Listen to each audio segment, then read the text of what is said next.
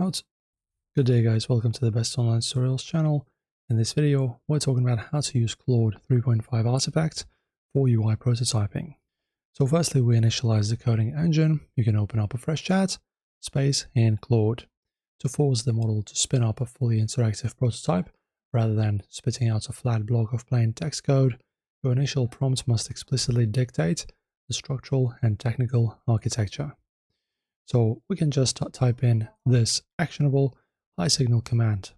You can use mine or come up with your own. Press send. So you can hit enter, and instead of dropping a massive wall of text into the main conversation thread, Claude will automatically open a dedicated high-performance split pane window on the right side of your screen called an artifact. The engine compiles the React script layers in real time, giving you live, clickable user interface canvas instantly. And also, guys, don't forget that you can refine the presentation layer. There you go, as you can see, our interface changed.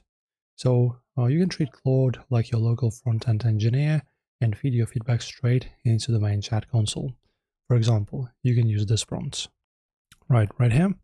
So not necessarily this one. If there's anything that you don't like, you can always change it. But as you can see, regardless, we already have our ready project created by Claude. So yeah, guys, just create and craft a good prompt, send it. If anything doesn't fit, just edit later after the creation with the follow-up prompt.